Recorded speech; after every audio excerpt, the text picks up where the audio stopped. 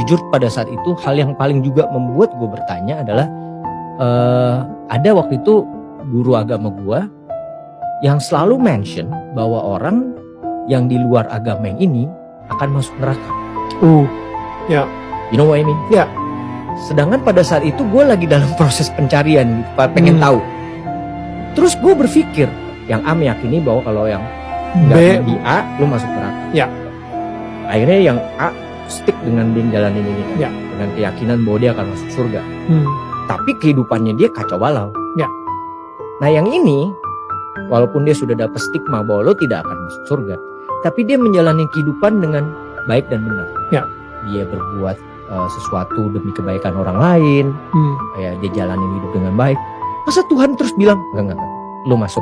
Kasarnya gitu ya kalau misalnya di pikiran gue gitu, lo masuk neraka tetap. Di mana letak keadilan Allah? Kalau ada orang beriman berbuat maksiat saat di dunia, kok bisa masuk surga saat di akhirat? Sementara ada orang tidak beriman, amal baiknya kelihatan banyak di dunia. Bantu orang, gak pernah mabuk, gak pernah bunuh orang, gak pernah macam-macam, suka bantu, suka nyumbang, suka macam-macam. Tapi dia gak beriman, kok bisa masuk neraka? Di mana keadilan Allah? Pernah dengar pertanyaan ini? Itu pertanyaan itu kalau muncul sekarang, itu sebetulnya pertanyaan yang telat. 15 abad yang lalu sudah ada pertanyaan serupa. Siapa yang bertanya itu? Sayyidah Aisyah Ummul Mukminin radhiyallahu taala anha bertanya kepada Nabi, ya Rasulullah, itu si fulan belum beriman tapi amal baiknya kelihatan banyak banget, suka bantu, suka nyumbang, suka ini, suka itu, nanti di akhirat masuk surga enggak? Anda tahu, begitu pertanyaan itu muncul, yang turun langsung surah dengan namanya Al-Furqan, ayat yang ke-23. Tuh. Ya, kalau Anda nggak belajar nih isi-isi di Quran, kadang-kadang tuh logika semacam ini kalau iman kita lemah itu bisa langsung jatuh seketika. Dan ketika jatuh pada titik nol itu mudah diarahkan kemanapun. Hati-hati. Jadi kalau kita ingin bicara surga dengan neraka, fokus baik-baik, maka tempat yang dibicarakan bumi atau akhirat? Saya ulang. Di bumi ada surga tidak? Tidak. Ada neraka tidak? Tidak. Nah, di mana ada surga? Di akhirat. Kan pertanyaan tadi, kenapa dia tidak masuk surga, yang lain masuk surga? Berarti Anda sedang bicara hukum akhirat, bukan sedang bicara hukum dunia. Jelas? Nah, dalam kaidah mengatakan, di setiap tempat yang berbeda pasti memiliki hukum yang tidak sama. Jangankan masalah akhirat, di bumi saja kalau tempatnya beda, hukumnya tidak sama. Toilet Lebak Bulus akan beda dengan toilet Kampung Rambutan. Di sini bayar 1.000, sana 2.000. Parkiran sini 3.000, parkiran sana 4.000. Anda ke GGP dengan Grand Mall, jangan harap kemudian bayarnya sama. Saya di GGP bayarnya segini, kenapa di sini beda? Kalau mau sama, Bapak parkir di Grand Mall sana. Bayarnya ke sini. Silahkan. Itu baru hukum dunia. Maka apalagi ketika Anda akan bawa ke hukum akhirat. Kalau Anda ingin pindah ke tempat yang lebih hebat lagi, tempat yang lebih bagus lagi, maka jangan samakan dengan hukum yang pernah Anda dapati saat berada di bumi. Makanya jangankan hukumnya, benda-benda bumi pun akan dibawa ke akhirat. Makanya ketika seseorang kemudian wafat itu artinya meninggalkan bumi, meninggalkan dunia. Maka disebutlah kemudian telah meninggal dunia. Kenapa kalimatnya meninggal dunia? Orang sudah paham kok, wafat juga cukup wafat. Kenapa kalimat meninggal dunia dimunculkan? Maksudnya semua hukum-hukum dunia, bekal-bekal dunia akan ditinggalkan ketika dia meninggalkan tempat ini.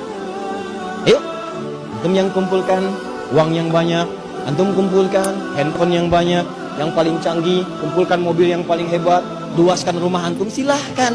Cuman saya kasih tahu dari sekarang, begitu antum meninggalkan dunia, antum akan meninggalkan semua yang antum banggakan. Tidak usah takut. Kalau Anda disebut oleh sementara orang, kamu nggak kaya, nggak apa-apa, cukup hidup. Toh orang kaya juga kalau meninggal akan dibawa kekayaannya. Kenapa? Karena yang dibawa ketika dia pulang ke tempat lain bukan bekal dunianya. Ini habis, tinggal. Apa yang dibawa ke akhirat? Yang dibawa itu bekal amal akhirat, bukan dunia. Jadi tidak adil kalau ada orang ke akhirat bawa bekal dunia, itu nggak adil. Yang adil itu siapkan bekal akhirat. Begitu kamu ingin ke sana, bawa bekal itu. Nah sekarang persoalannya, apa bekal akhirat itu? Bekal akhirat itu cuma dua. Kalau ingin masuk surga, dua bekalnya. Satu iman, kedua amal soleh. Iman plus amal soleh. Gini caranya. Saya ulang. Satu iman, dua apa? Amal soleh. Buka Quran surah kedua Al-Baqarah ayat 25. Paling kanan sebelah atas. Wabashiril ladzina amanu, iman, wa amilus salihati, amal soleh, anna lahum jannatin tajri min tahtihal anhar. Maka orang yang punya iman dan membuktikan imannya dengan amal soleh itu, kami akan jamin muaranya dengan surga dengan segala keindahannya. Sungai-sungai mengalir di bawahnya dengan segala ragam dan jenisnya. Ada air susu, ada macam-macam, ada madu dan sebagainya. Maka kalau anda ingin masuk ke surga, bekalnya cuma dua. Satu apa? Iman. Kedua apa? Amal soleh. Ini bekalnya. Pertama iman, diberikan bekal semua. Semua yang lahir itu membawa iman dalam dirinya. Cuman yang merubah itu lingkungannya. Kullu mauludin yuladu 'alal fitrah. Semua yang lahir dari rahim manusia manapun membawa fitrah. Fitrah diantaranya apa? Keimanan. Dari mana taunya? Buka Quran surah 30 ayat 30. Fa'aqim wajhaka lid-dini hanifa. Hadapkan dirimu kepada din yang sesungguhnya, yang lurus, yang benar. Apa itu din? Islam. Tahu dari mana? Quran surah ketiga ayat 19.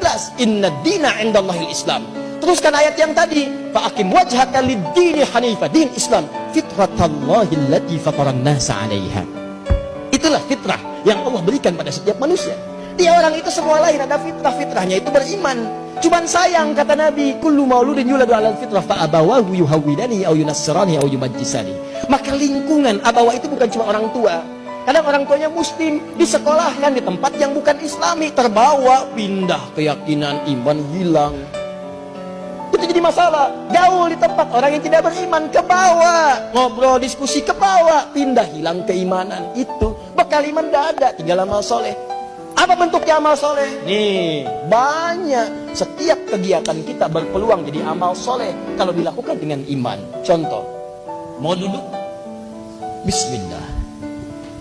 Begitu saya duduk, itu kalimat bismillah ya, itu yang menjadikan duduk saya mendapatkan pahala. Itu yang disebut dengan amal soleh. Saya ulang ya, saya ulang. Fokus. Semua kegiatan di dalam Islam, dan saya pastikan kepada anda, saya mencoba untuk meneliti di beberapa yang lain, saya tidak temukan, cuma di Islam. Ya, ini kaidah kita. Jadi kalau ditanya bisa jawab, bukan dalam konteks merendahkan yang lain, tidak. Perhatikan baik-baik. Cuma di dalam Islam yang semua aktivitasnya itu bersanding dengan doa, dari mulai bangun tidur sampai tidur lagi. Silahkan cek.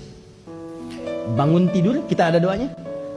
Ada. Cek di tempat lain, anda tidak akan temukan.